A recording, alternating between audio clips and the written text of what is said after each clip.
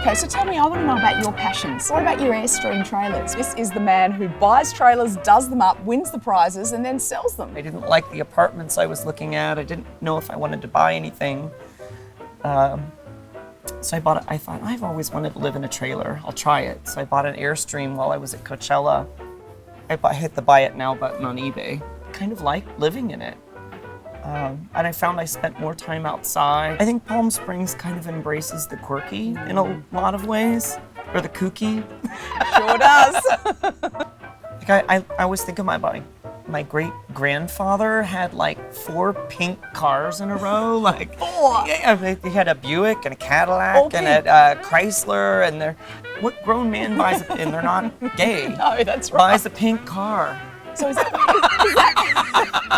where you got your love of cars? Because you also have a love of cars. I grew up in a car family. Yeah, okay. My father, grandfather, and grandmother, and my great-grandparents all worked for General Motors. Oh, so what sort of car do you drive then? 3 Oldsmobiles and a 73 Cutlass, 62 Oldsmobile 98, 88 Oldsmobile custom cruiser station wagon. I'm visualizing a car park here with the trailer, and you have an trailers, entire car park it's sort of like a stage cows. set. Like people walk in and they're like, "Are you a set designer?" Because it's all styled, very baby. styled, It's all styled. I guess, so. That's it. For me, the thing that I crave is the big blue sky. With sculpture, it's all about light. This is one of your sculptures Right. here? And some of the things I do are very subtle coloring, but that subtle coloring is lost in a dark environment. You put that in beautiful, warm light, and things happen that just don't happen anyplace else. You can see the colour variations in it as well. Right. I'm intrigued by that everything is assembled. Like a house is just a conglomeration of parts. Exactly. And really a mid-century house, when you look at this, it's very easy to see the structure. there's no hidden, that's the beam, that's the ceiling and the roof.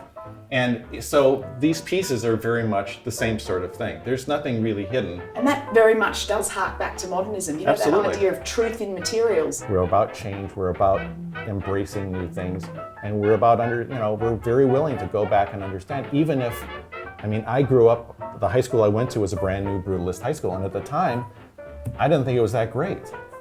But now I look back at it and I can appreciate it, and I think that's part of the fun thing is you've got to keep being open, and you can relearn. That's exactly right. I didn't love Picasso until I saw Guernica in person, and then all of a sudden it was like, I get it. I was an art student, I should have gotten it, I never got it. But I stood in front of that painting, which I think is another huge thing about architecture, is architecture experience it. It's a universe. From the time I was 5 years old, I always wanted to know how to make shoes.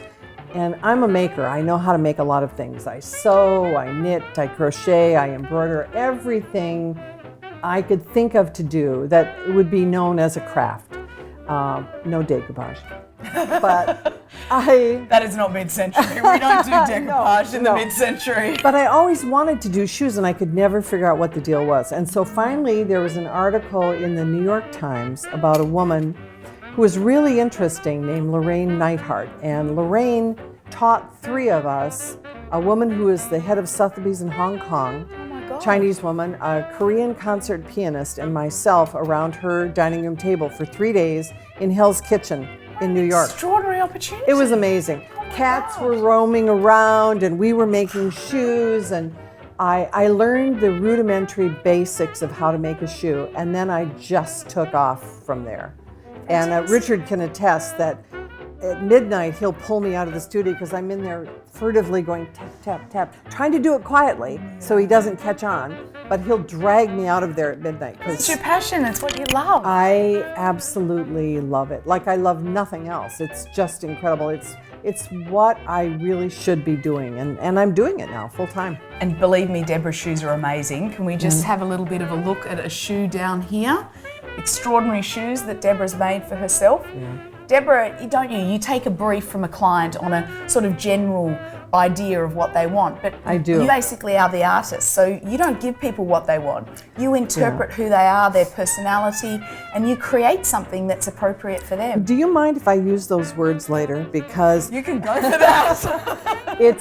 that's exactly what it is. I feel that nobody should go to an artist to have something made if they don't want that artist's input and style or whatever, because the artist is not a robot for you to use to design your own shoe. That's off-the-shelf shoes. That's Those right. are factory shoes. Yeah. So, yeah, it's been wonderful because I have a lot of wonderfully wacky clients who share my sense of design. And you and I have chatted. My belief is everything goes with everything, Totally, I agree. like in nature, in life. And so Richard and I have furnished our home with art from all over that we've collected, some great, some anecdotal, some travel souvenirs. We have Chinese Art Deco rugs from the 20s. We have a motley collection of eccentric, mid-century, earlier and later furniture. And we just feel it all goes together and it makes us happy.